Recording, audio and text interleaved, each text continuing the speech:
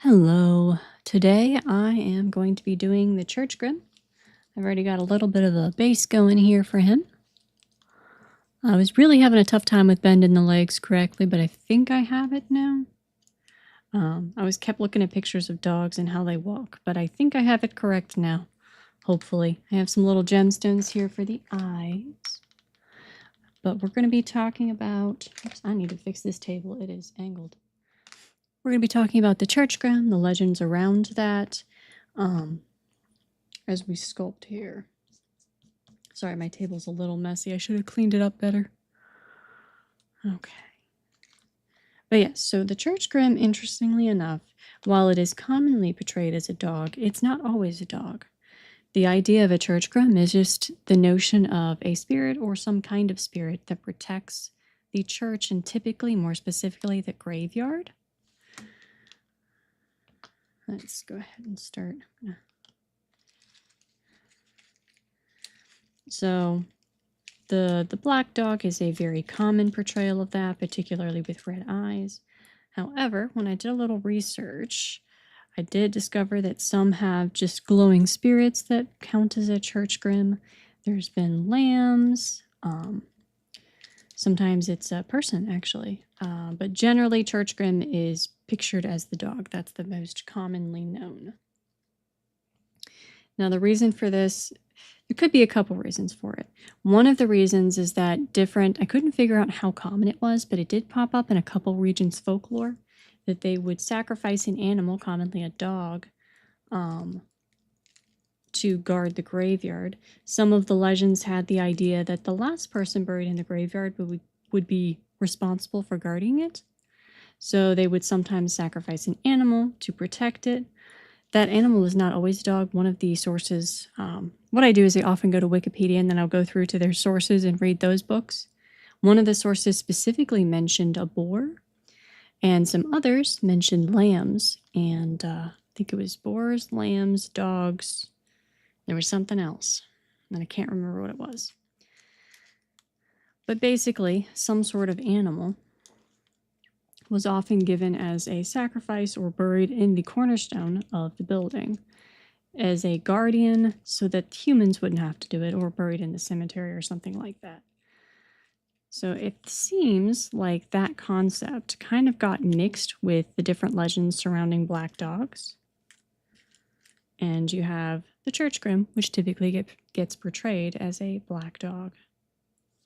Well, like I said, there was another variety that was associated with being a lamb, a person, a glowing light.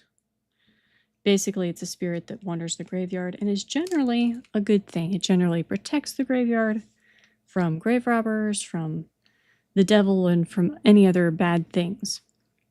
It's kind of the lamb section of that was kind of a weird mix of like some of earlier paganism type religion combined with Christianity, because they took the idea of a sacrificial lamb, but then they had the idea of defending it against spirits, which isn't really part of traditional Christianity.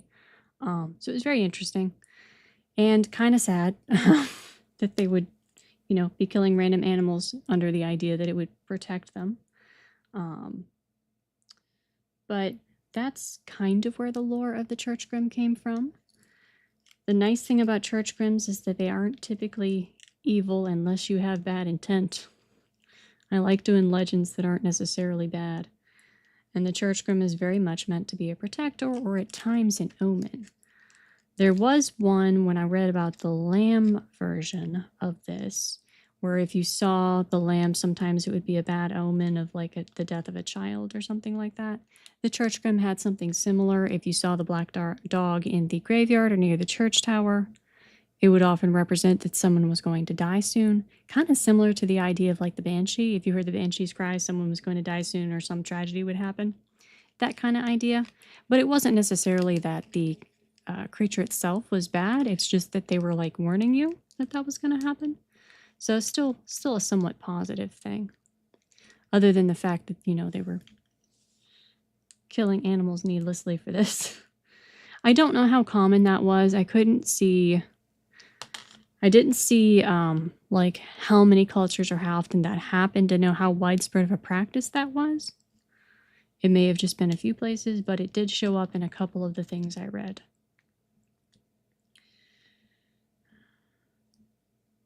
I'm not sure where the red eyes came from for the church grim thing, because I saw that as a description, but I didn't see a real explanation of why. So I'm going to stick to that, but I'm not sure why that is.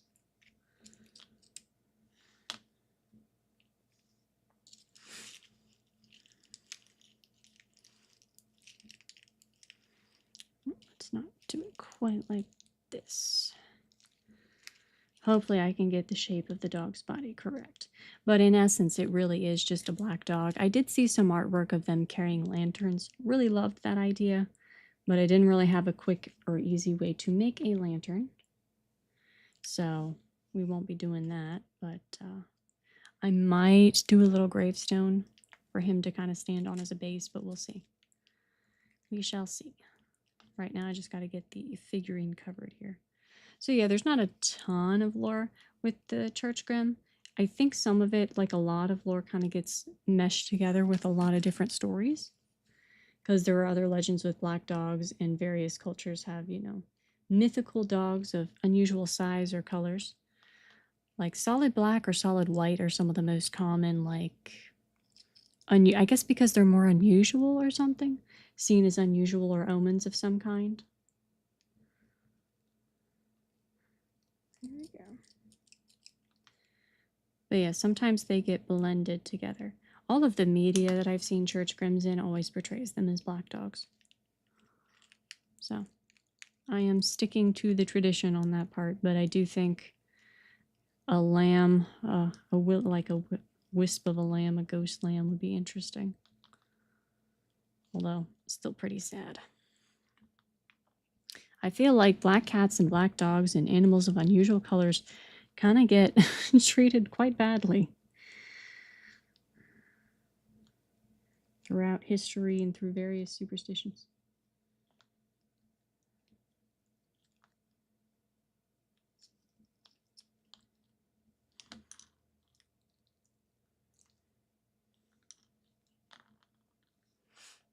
Okay.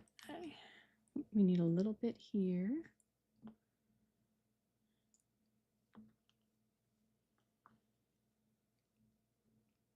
There was also an interesting thing with the Church Grim that sometimes they would show up at like funerals, and whether they looked up or down or other types of signals would tell whoever saw them whether the person was destined for heaven or hell, that kind of concept. Again, I don't know how common all of that was, but that was an idea that showed up sometimes as well. Generally, they're seen as protectors and as omens of some sort, which black dogs are commonly seen as omens. Kind of like black cats are generally seen as omens of bad luck.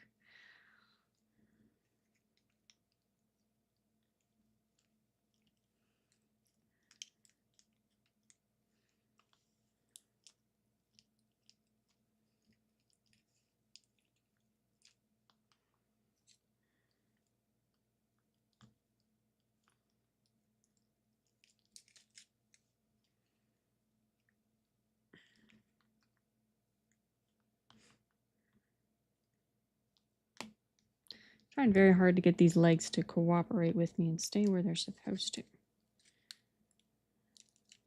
Should get easier as I add the clay, but is that correct? Okay, that's right. That's where we need it, right about there.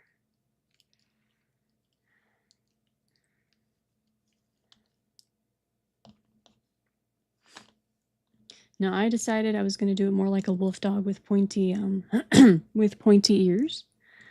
I've seen several that had like floppy ears. I was debating between the two, but we're going with more wolfish, just because it makes it look a little cooler.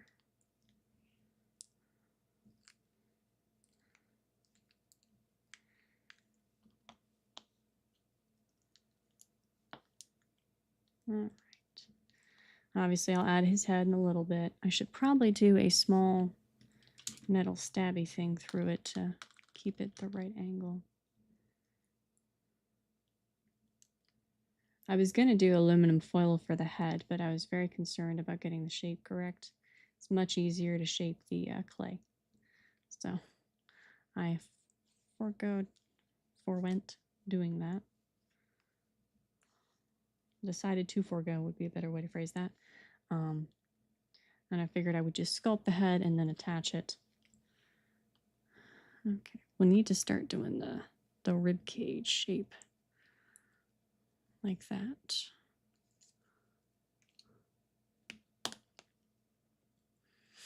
Okay.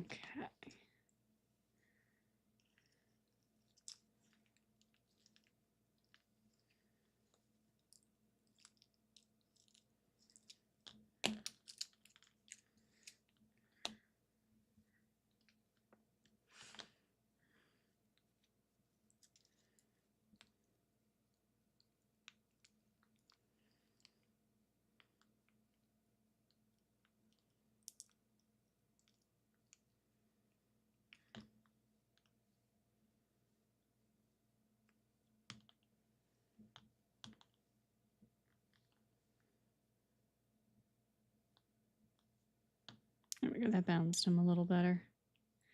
Give him a broader stance. Okay, now we gotta wrap the tail real quick here, and then we'll smooth out the stuff, and I'll add a little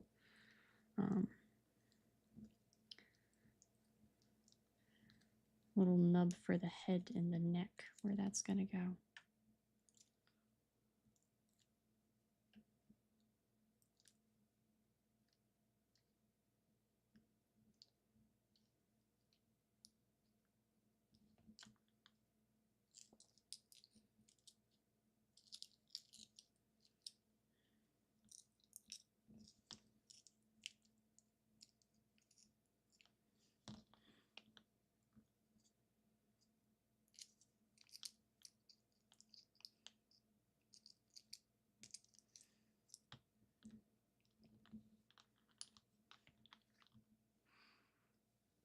Okay.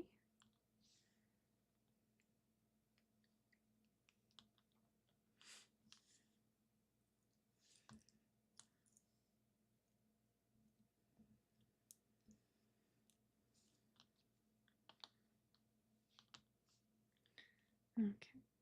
Last little bit of clay here at the end.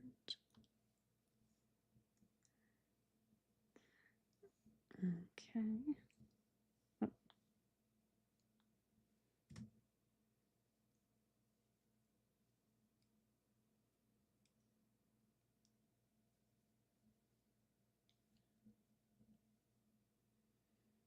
Smooth this out a little bit. It doesn't have to be perfectly smooth because we'll be adding more pieces and texture and stuff to it in a little bit here, but just smooth enough to be workable and not horrifically lumpy. There we go. Oh, and I did upload more onto the secondary channel of audiobooks.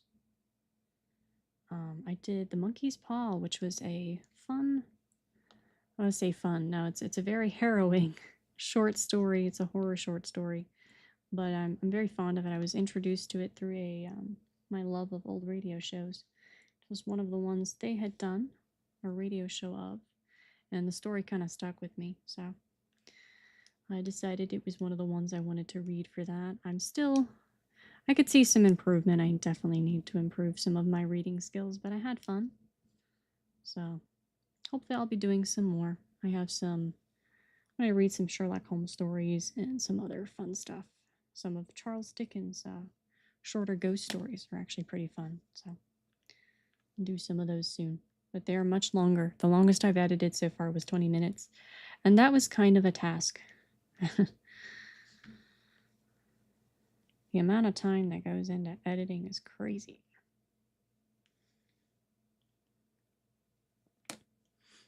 So I've just been reading things and then leaving the unedited files on my computer, and then whenever I have time, I try to work on it.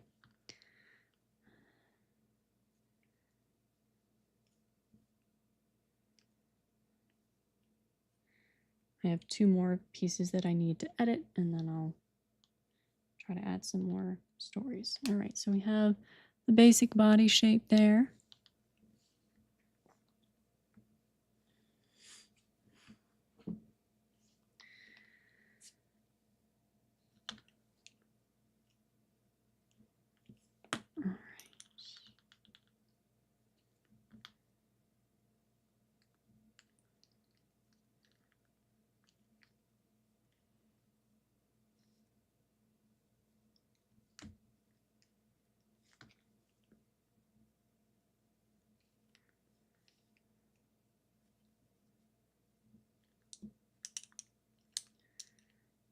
We're gonna try to get the rib cage shape.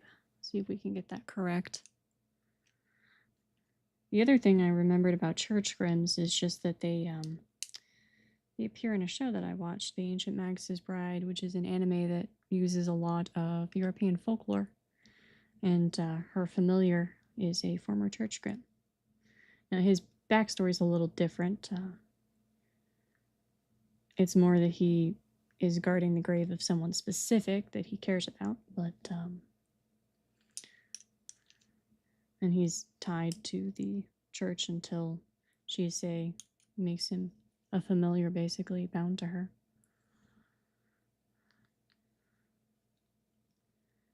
But yeah, they use church grims in that show as well, which I always liked. I liked his character, so he's pretty cool. Granted, he shapeshifts between person and dog. Some of the church grims could be different. I think could change shape or didn't have a shape, kind of like we said, with the floating more ghostly figure kind of thing. But in that particular one, he shapeshifts back and forth between human and dog.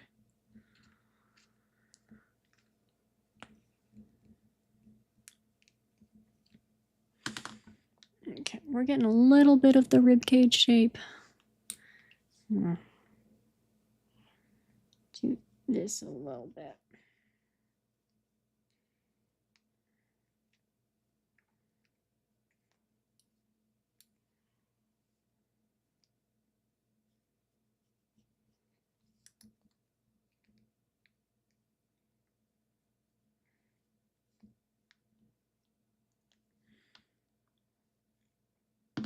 All right. Okay, I think let's put all of this.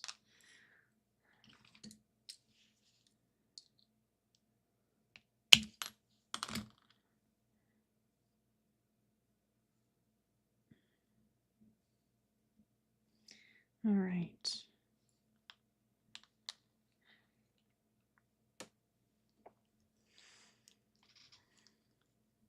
Yeah, we'll just do this one solid clay because I think that's going to be easier to deal with.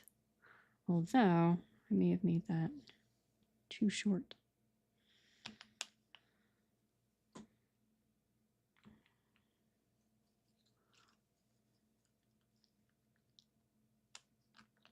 And I'm going to have to pull up a reference here in a second because I can't think of exactly how dogs... I kind of know how a dog's head looks, but every time I think I know something and then I try to sculpt it, I'm like, nope, I have no idea what that looks like. So let's go ahead and get the basic head shape here and pull up my reference.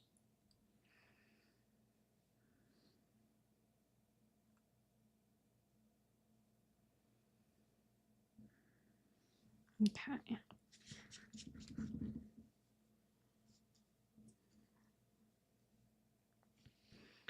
Okay, so then we need very oval shaped, or oval shaped, my brain, cone shaped, very cone shaped.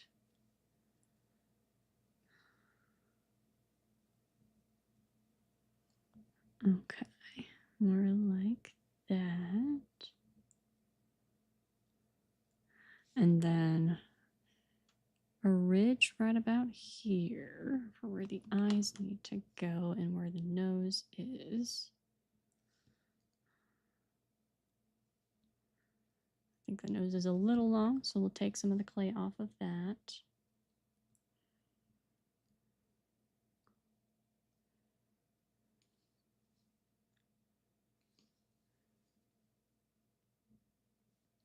Okay.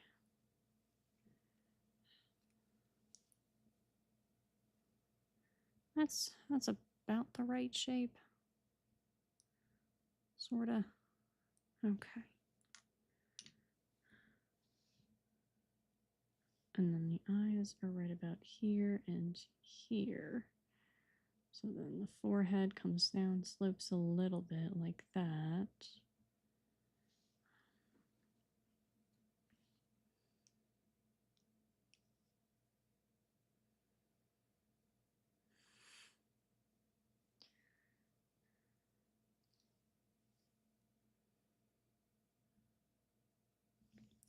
Okay.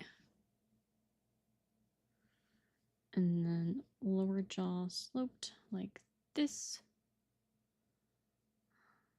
Yeah, having art references makes this so much easier. I don't think I would have made a convincing wolf's head without this. Okay.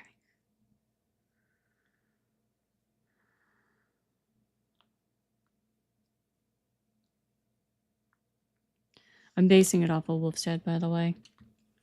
It could be a different type of dog, but we're going to go with wolf's head. So we're going to do the nostril here, and it comes to a point right about there. Right about there, and then up down the side like that. It bumps up just a tad for the nose. And then we're going to do 2 little dots of clay for the front of the mouth here.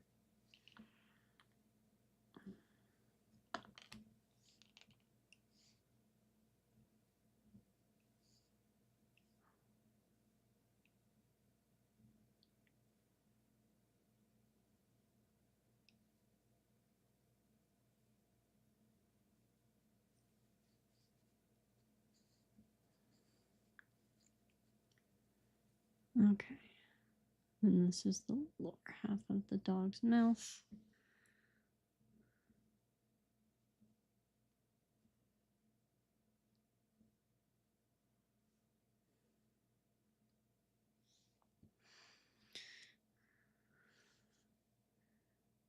Okay.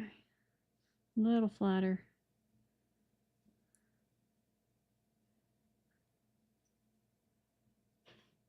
So about right there.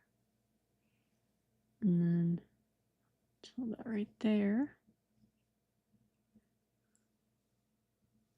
A little further, maybe? A little, since we gave him such a long nose, maybe a little further. There we go. That's about right.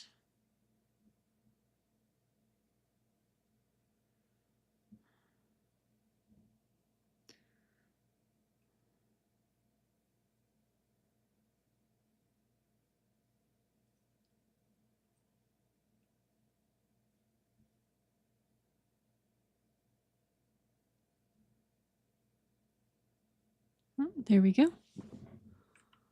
Okay.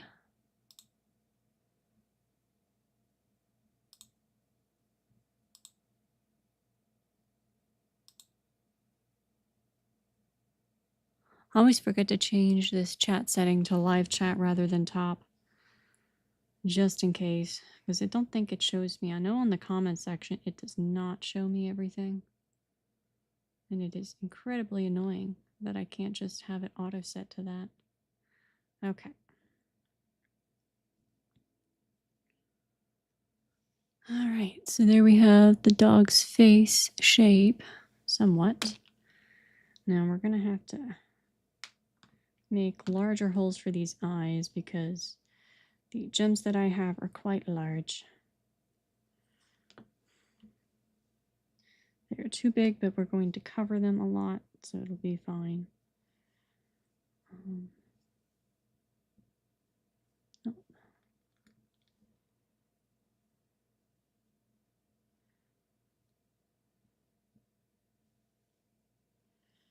See if I can inset it a bit more into the head. Okay. So we are going with the red eyes, although that may not have been a consistent description everywhere. It was mentioned several times without much explanation, so we're going to stick with it.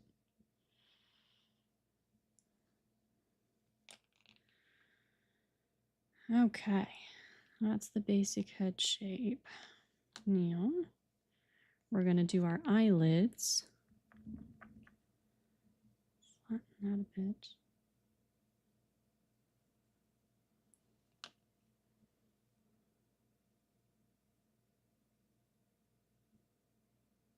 Okay.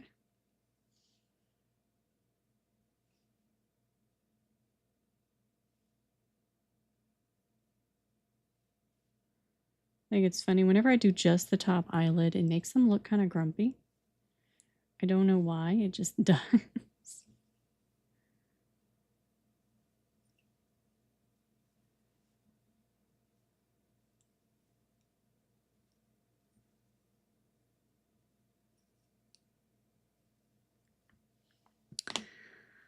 Okay, and then the lower lid is either very small or not very visible.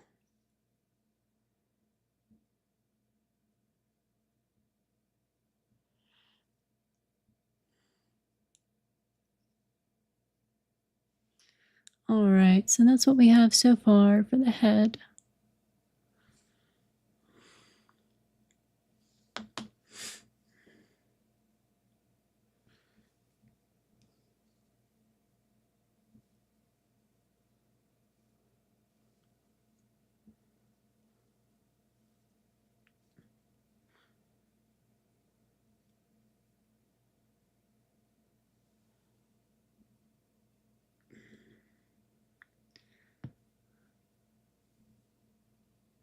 Oh, well, this may not work the way I intended it to.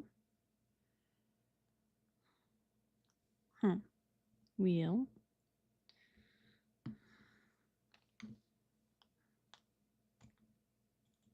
There we go. Let me try this now. Okay, not quite that deep. About right here.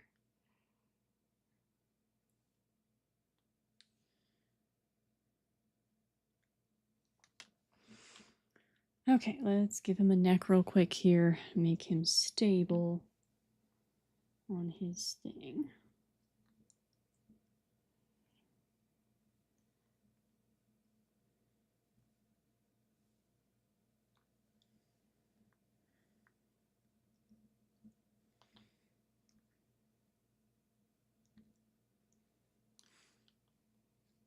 Obviously, we're going to make the neck thicker than this. This is just the start.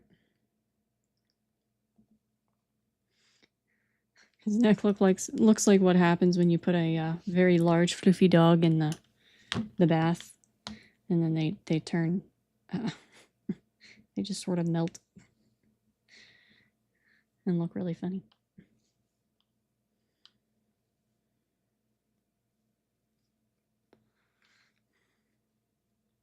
Because they look so tiny without all their fluffy fur.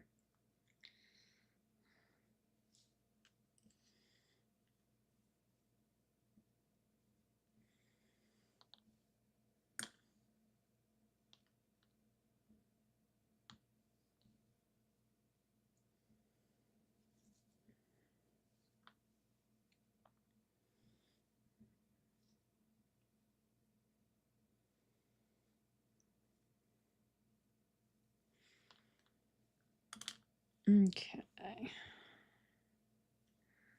Add more clay. Build the neck up a bit more.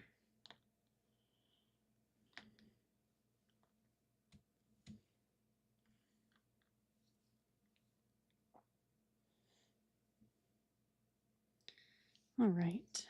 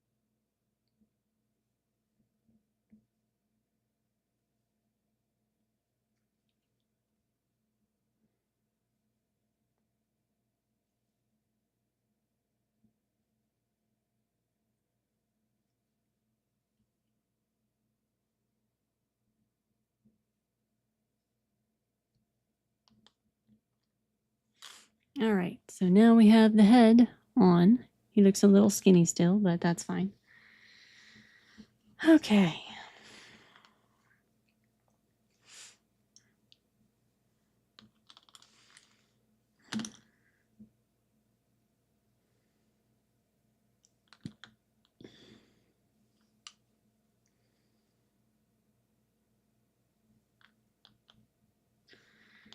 Now we could go ahead and cover the legs. Hopefully that'll make him a little more stable.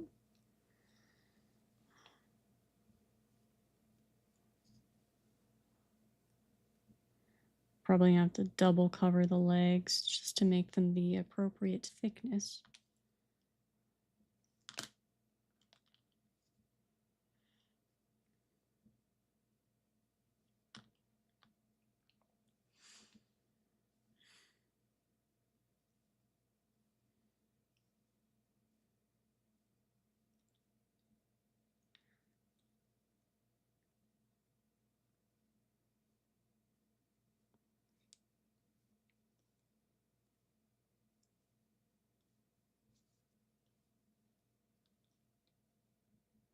There we go.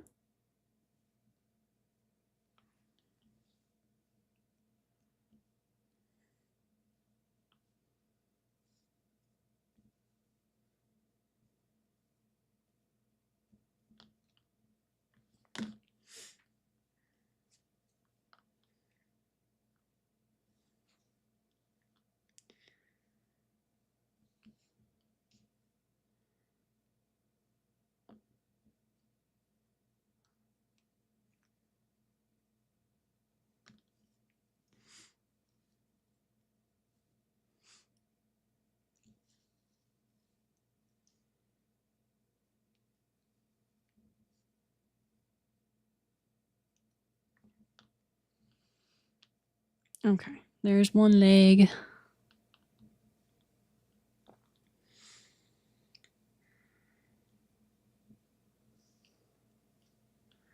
Okay.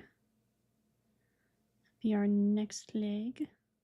And I may have to rebend these a little. I'm going to pull up some reference photos of like a dog's anatomy, skeletal structure and stuff because I may not get it quite right the first time around. I usually have to double check myself several times. And I always make fun of, you know, the old Renaissance and pre-Renaissance type paintings where they draw animals that look terrible, and then I remember that I can't sculpt a single animal without looking at a reference photo. And I'm like, you know what? They didn't have a phone in their pocket that they could just pull up 20,000 photos of, so, you know, it's fair. It's fair that you drew a cat that looked like it had a human face.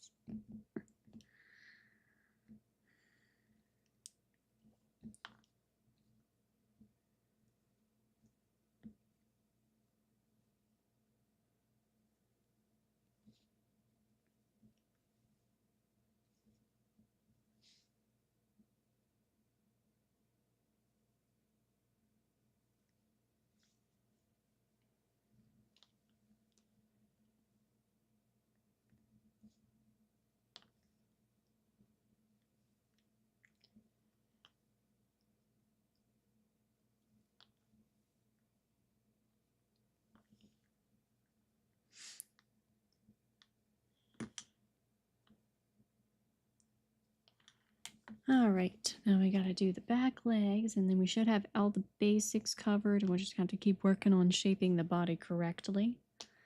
And then adding the ears and some bulking the neck up a little bit more. There we go.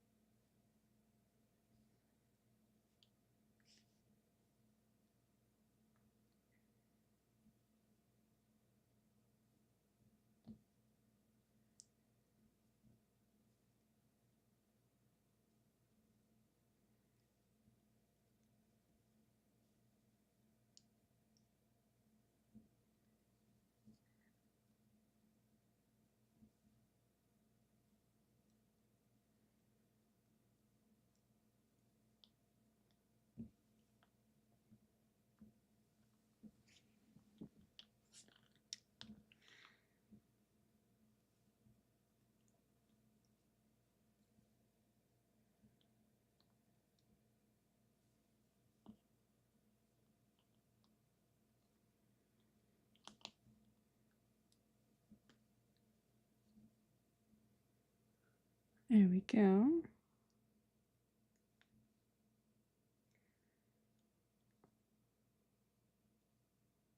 Actually, I think I did okay-ish with the leg shape. It's a little, obviously it's a little bony still, but I didn't go too off the mark.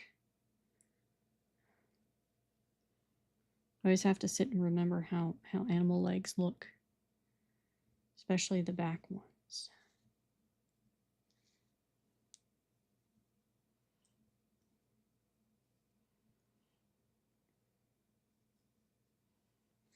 And then they always move like in tandem. So these two move together, those two move out.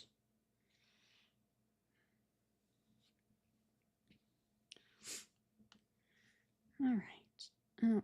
I'll smooth this a little bit.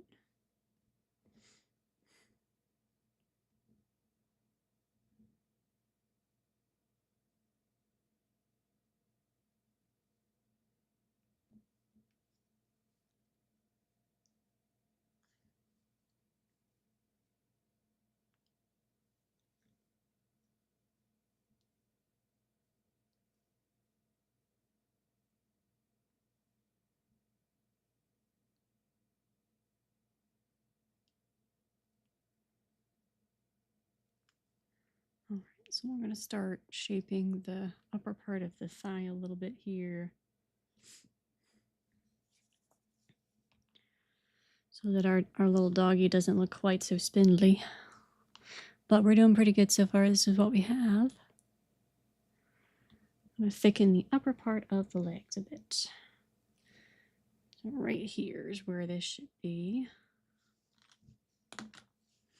I'm cool with him being a little spindly because I think that adds to the ghostly effect just a bit, but I don't want to overdo it.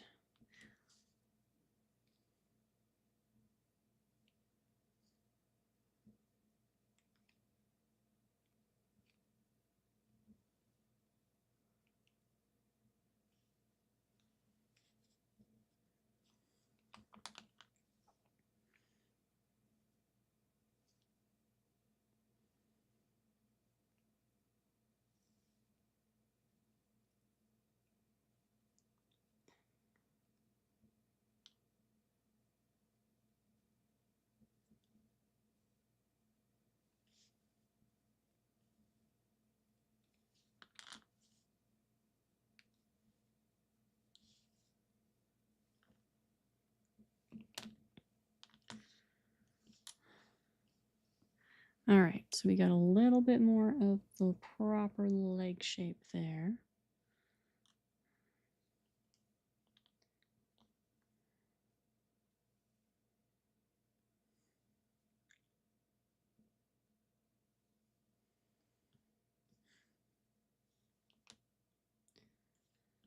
And then we're gonna do a bit more here. Thicken this part of the leg up, because usually this part's thicker.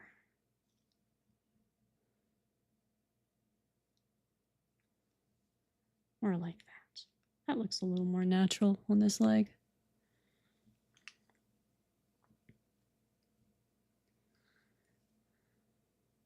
You know, I always try to use my tools to smooth clay out, but I always come back to just using my fingers because it just works better.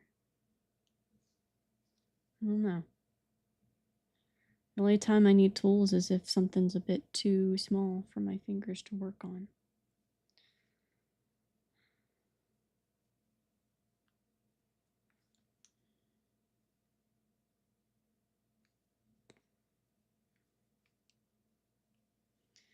All right. We got the one leg kind of correct-ish.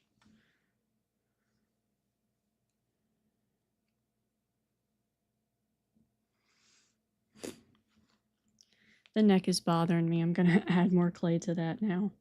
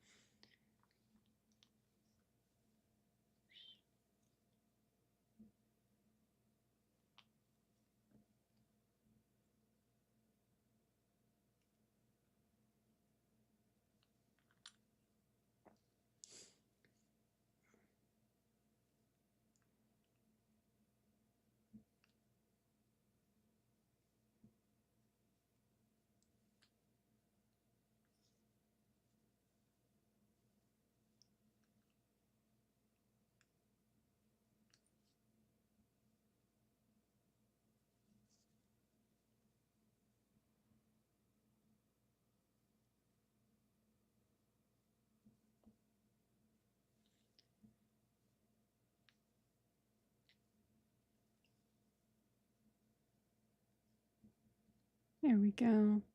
Okay. Now the neck looks a bit more natural.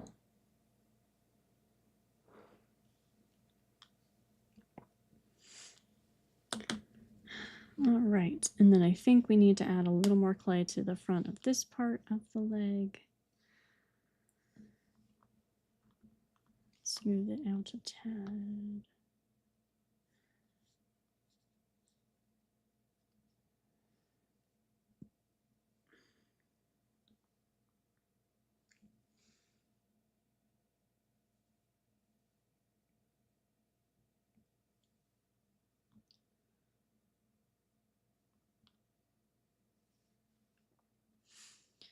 Okay, let's add more like this.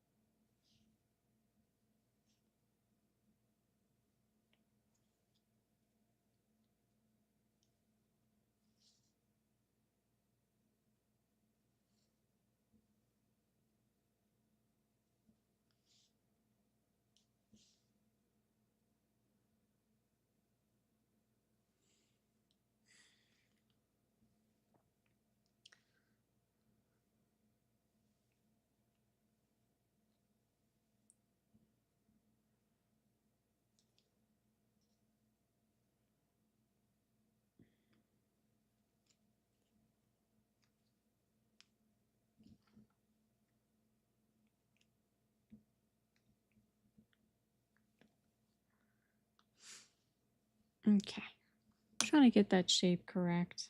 I think my aluminum foil was a little off, so.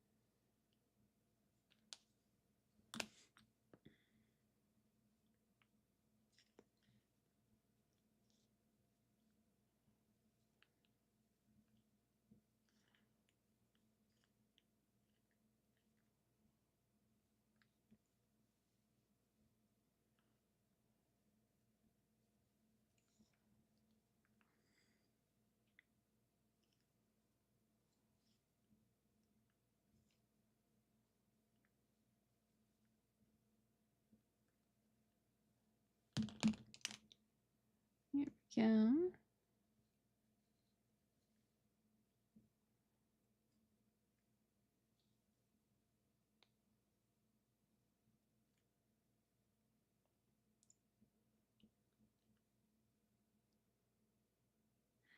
There we go. We have the shape a little better. All right, smooth this leg out a tad.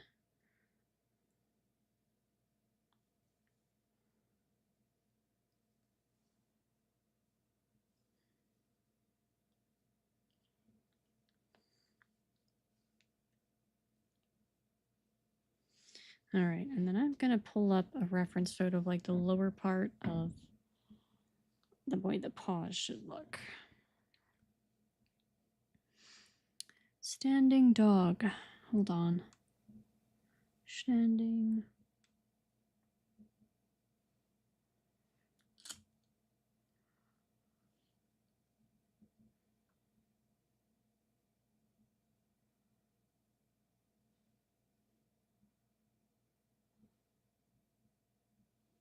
Walking wolf profile. That's probably a better search.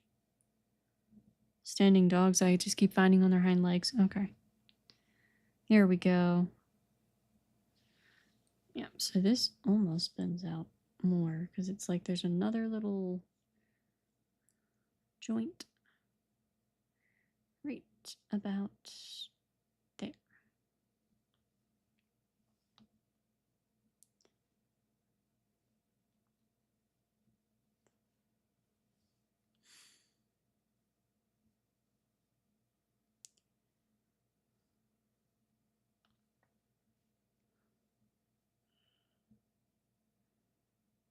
Okay, so that's about right.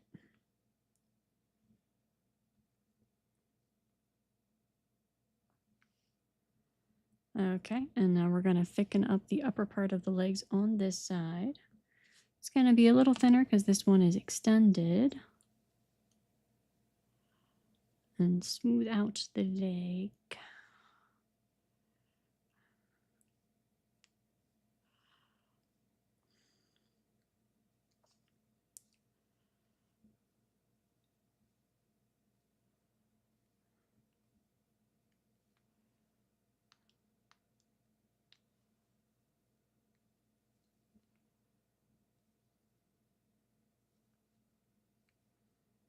Okay.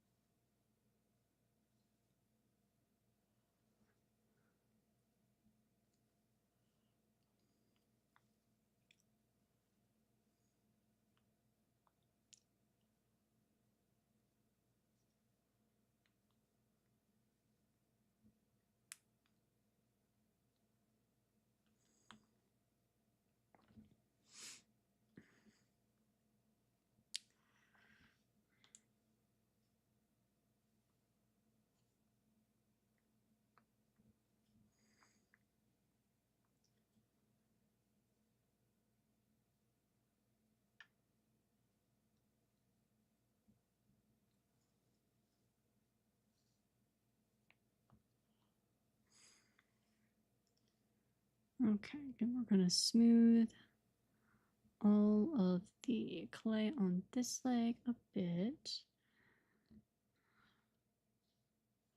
I think we should add a little more to the, because it's kind of like the knee part of the leg, but not quite. Right there. A little bit more there. Thicken this up a bit.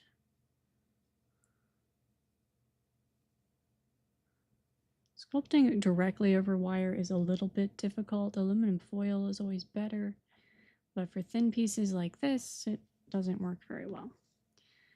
It's just the clay tends to get loose on wire for some reason whenever you sculpt directly over wire.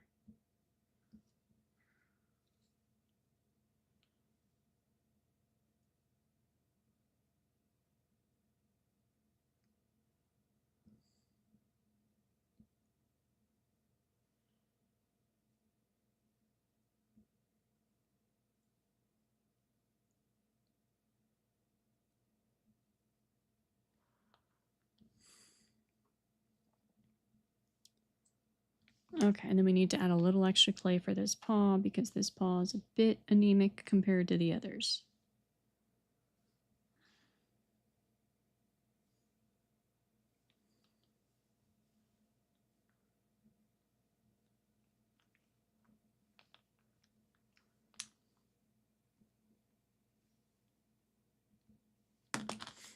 Here we go.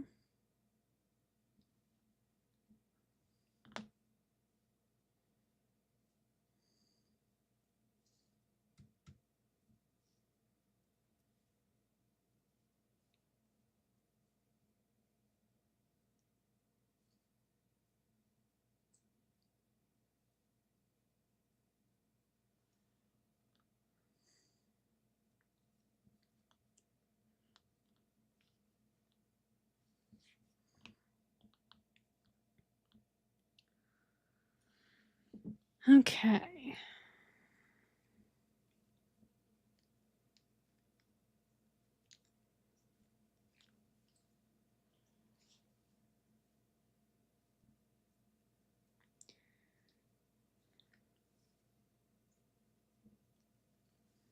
Actually, let me see if I can make his like chest ridge a little bit more noticeable by doing this.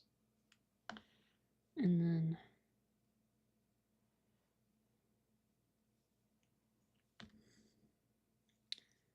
smoothing it into like so.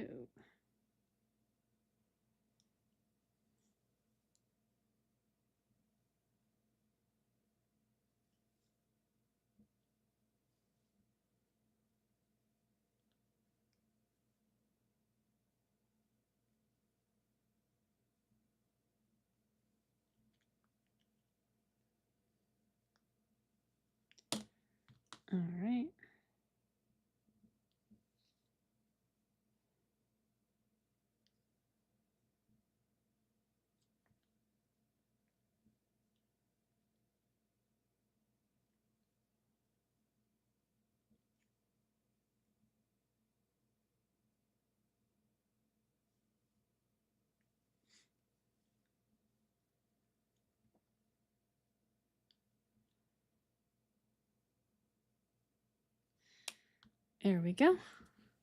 All right, that looks a little better. Okay. Now we're going to add a little bit more to the upper part of this. Actually, do we need to? This one looks pretty decent.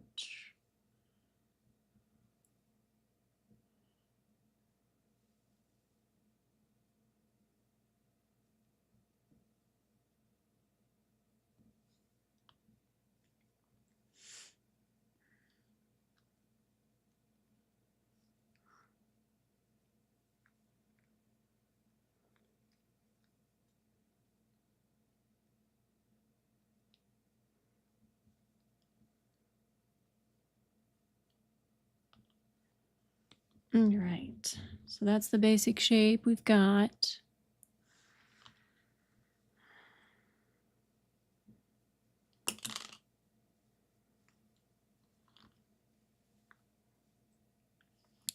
All right, let me look at my reference again.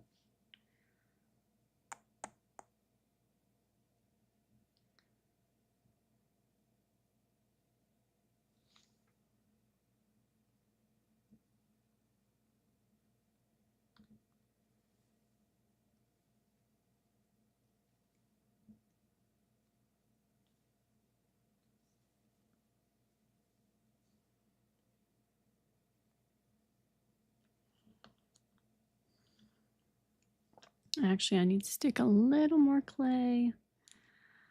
Smooth it in the middle here, kind of make two bumps right here. Like so. See if we can shape this a little better.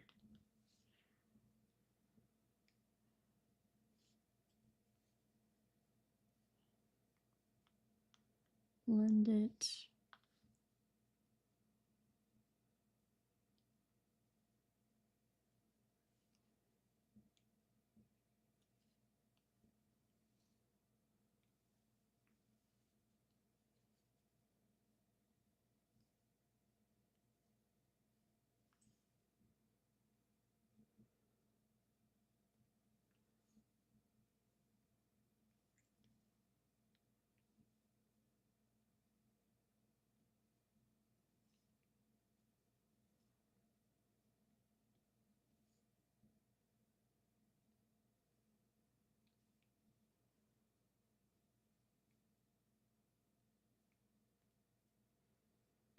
There we go. That looks a little better, a little bit more natural for the tail.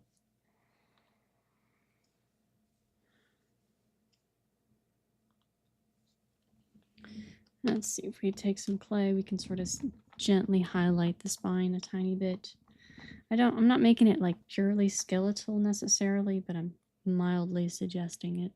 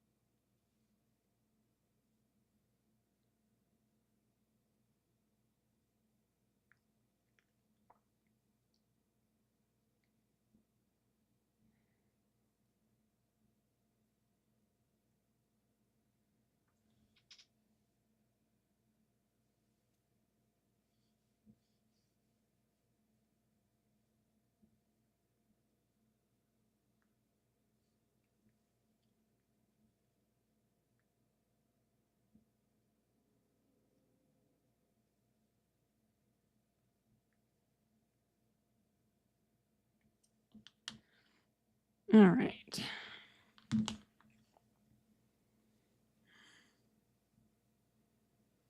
Smooth this out a little bit.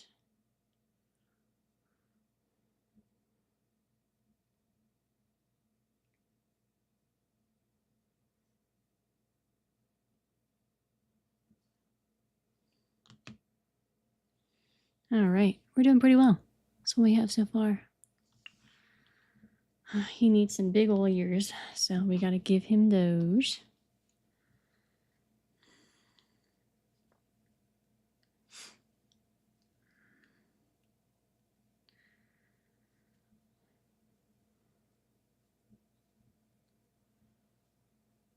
All right. Cut this in half.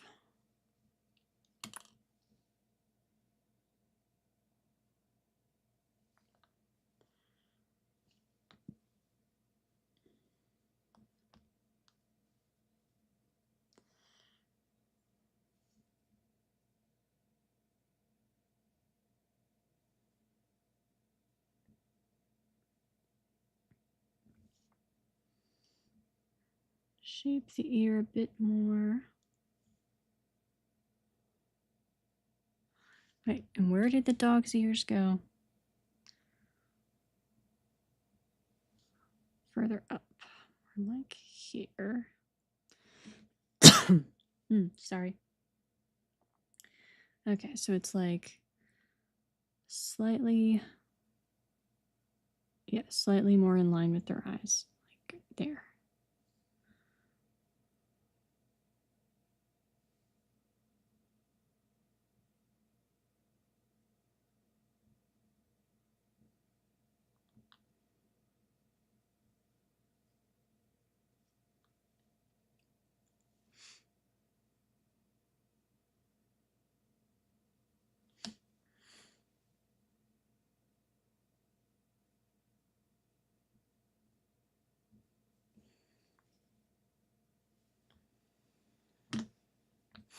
All right, now we do the second ear.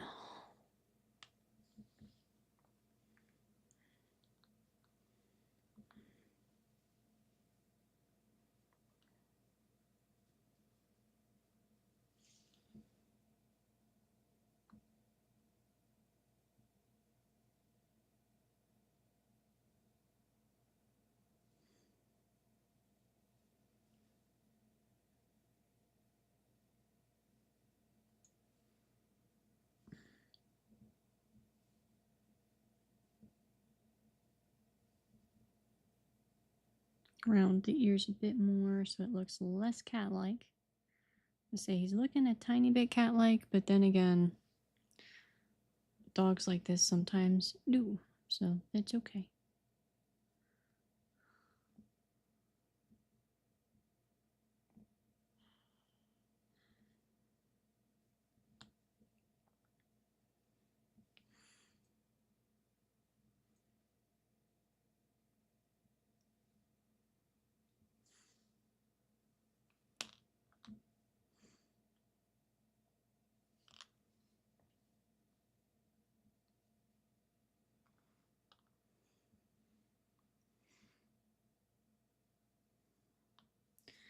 It's that neck again, I think, that's making him look a bit more cat-like than dog-like.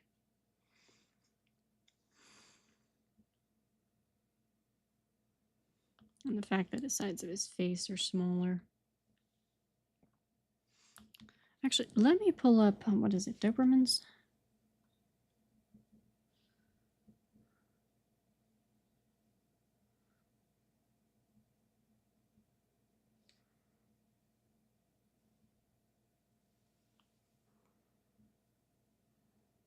Okay, so the trick for them is the ears like this.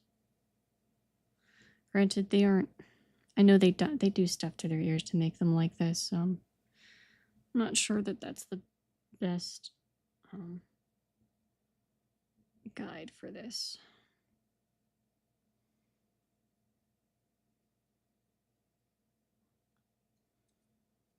And they do have much thicker necks. I do think the neck needs to be thicker. even if it's a bit skinny. We'll add a little more to the underside of the neck here.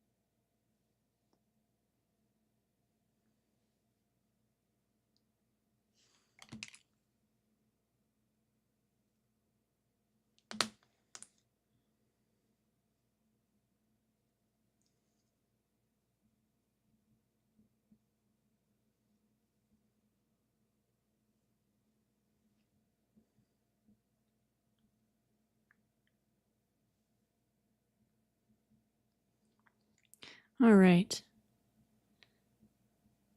We have a pretty decent dog there.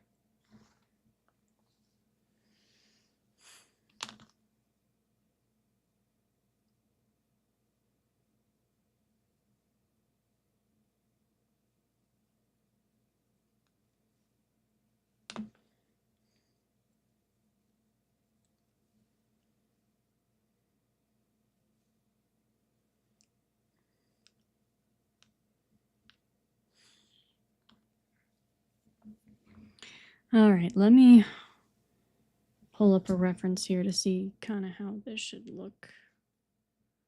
So I don't think I have the rib cage quite right.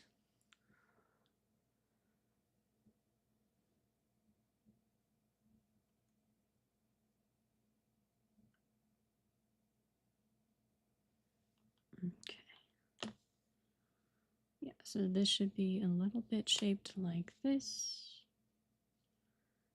Like this.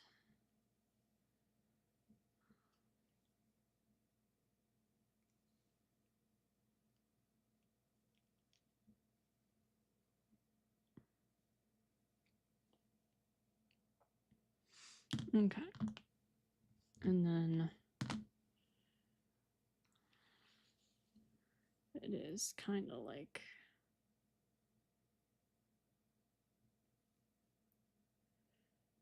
angled backward, like, or angled toward the head like this. And you can usually only see a couple unless they're like really emaciated, which we're not going for really emaciated. We're just going skinny. So we'll smooth these a bit just so they're just very faintly there. And then I'll do it on this side again.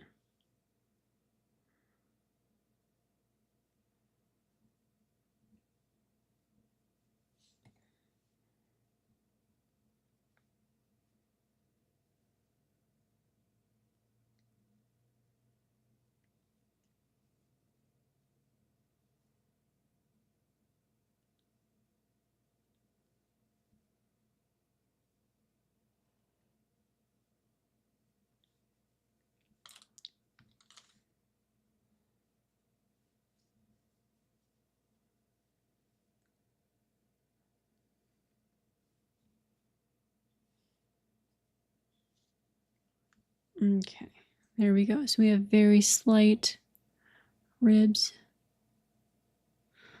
And then now we're going to, well, first let's do the paw pattern real quick. Zoom in on a dog's paws. Okay. I think they need to be flattened and then shaped a little bit. Flattened and then shaped. Yeah, there we go. Flattened, thick, and then shaped so that there's a slight angle back like that. Flattened and then shaped.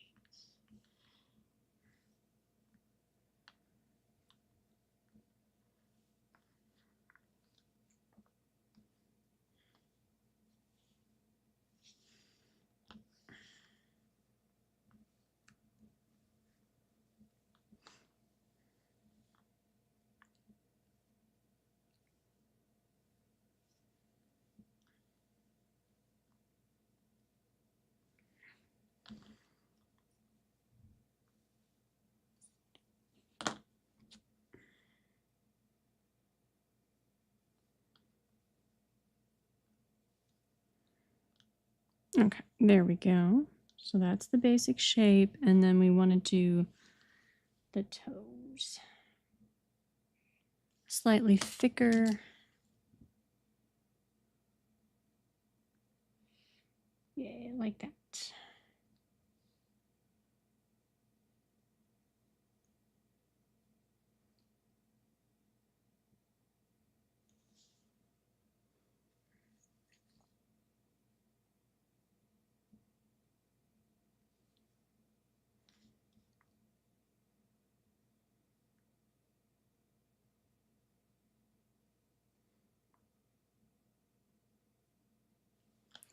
So you can see we're shaping the toes like so.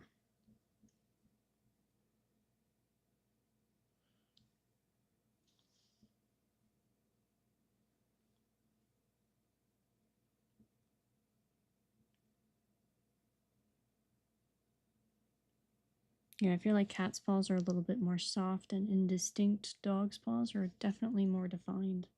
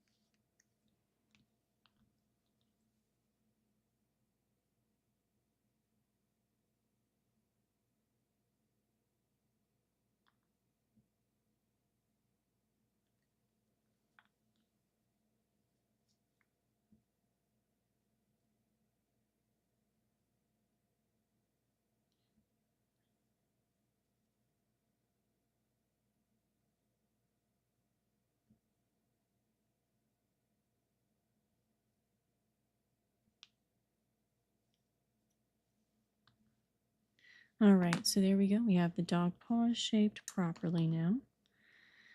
Now I'm going to take my little thing here and start doing fur. Fur patterns everywhere. And for the nose, I should probably just kind of lightly, what's the word I'm looking for? Dimple it.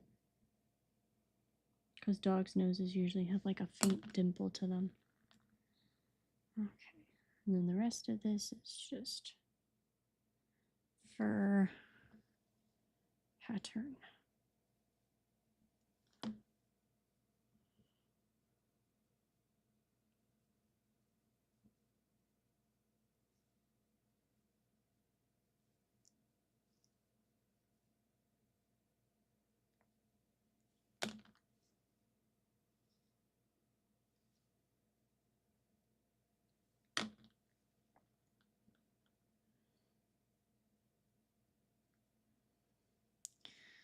All right.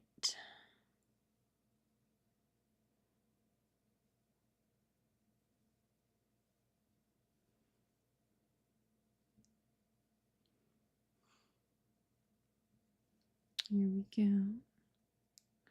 Let's do this lightly over everything.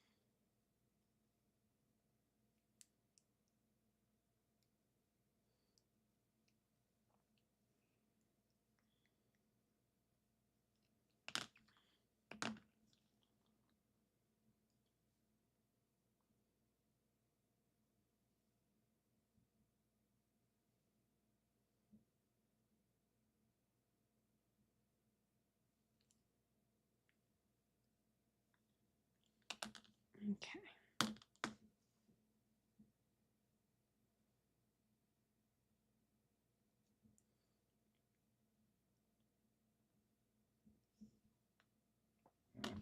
Wait, I think the underside of dogs, hold on.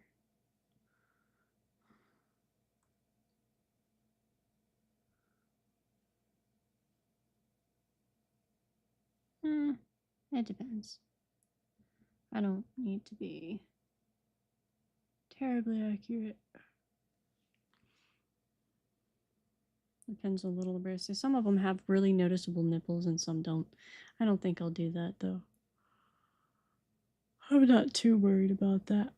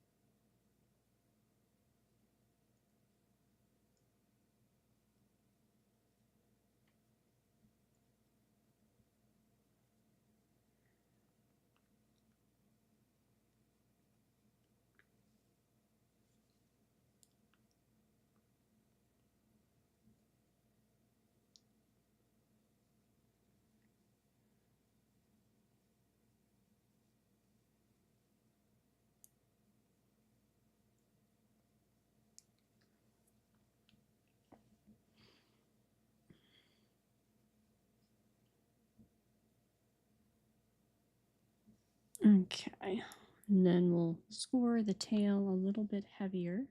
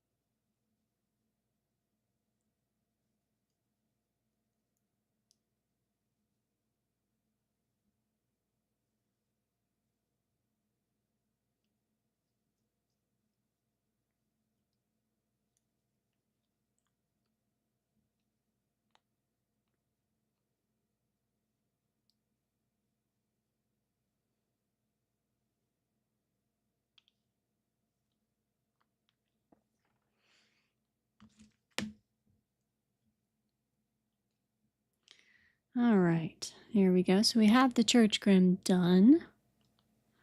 But I'm thinking we want to give a little bit of maybe a base near his front paws here. So we'll just fold a little ground over. Little ground area. Kind of squish this.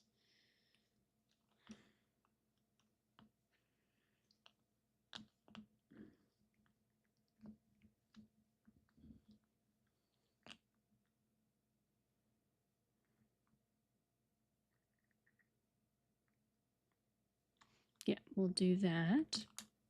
And we're going to sculpt a very basic little tombstone for this.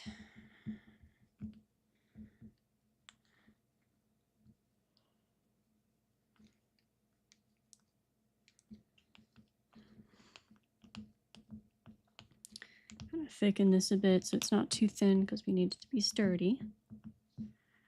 Tombstone can go right about there.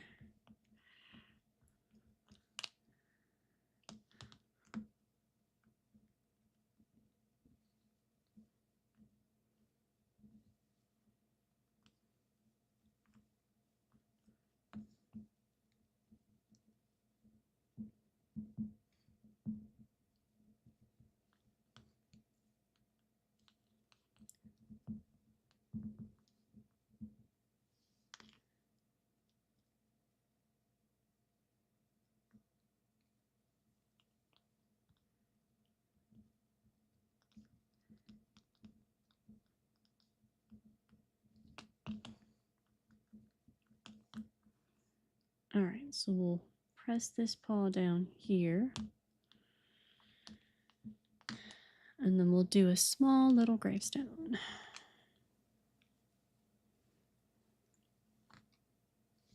That's a bit too small.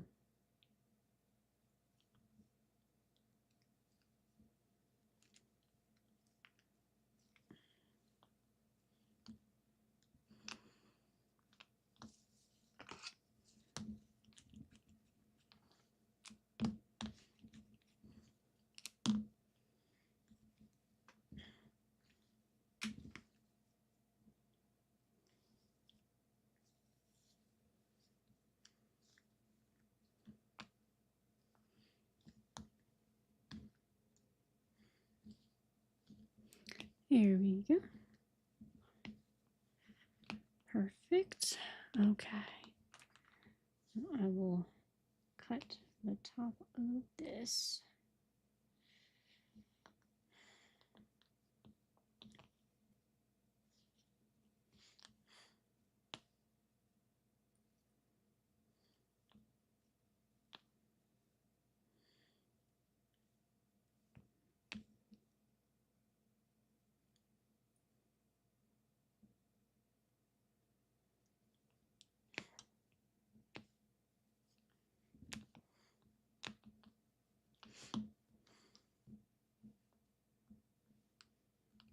Okay, and then I need, where'd my brush go? Ah.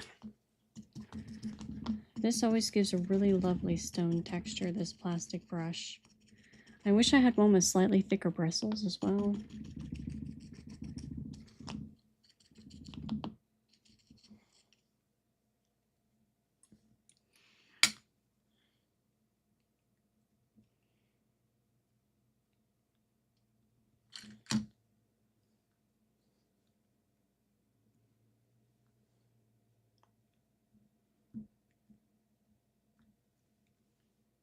Okay.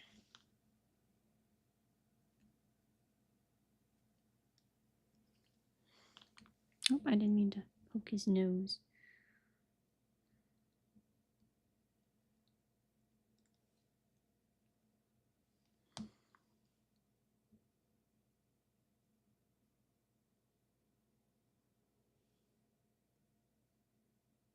And we'll kind of cover this tombstone in a lot of moss and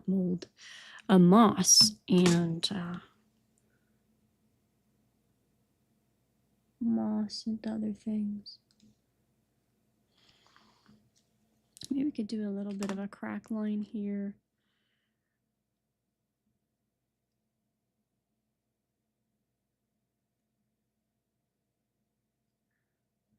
Chip there. Weather it a tad. All right, then we're going to put a little cross on top.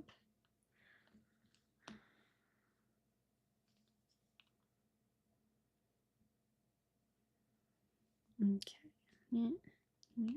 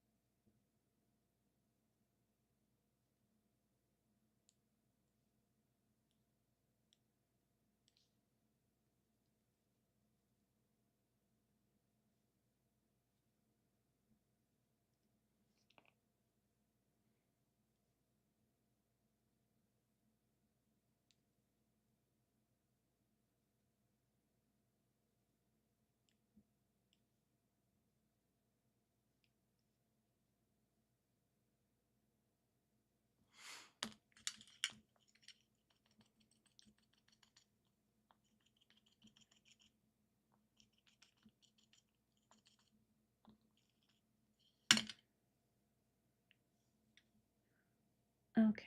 We're going attach that to the top.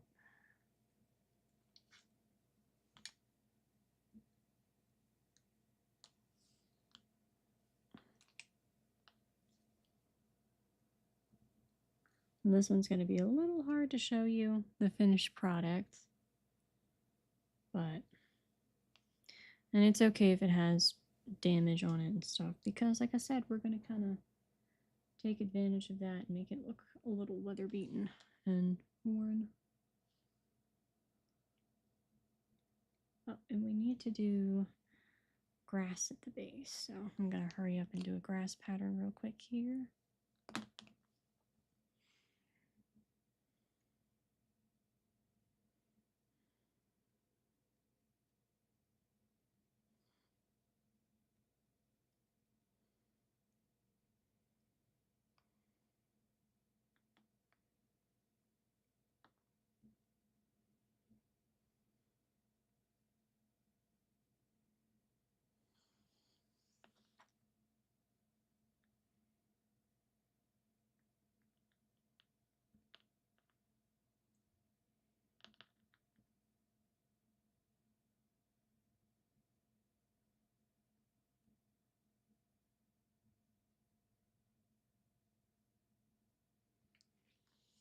All right.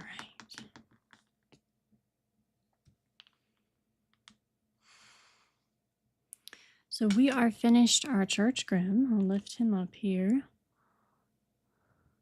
This is what he looks like.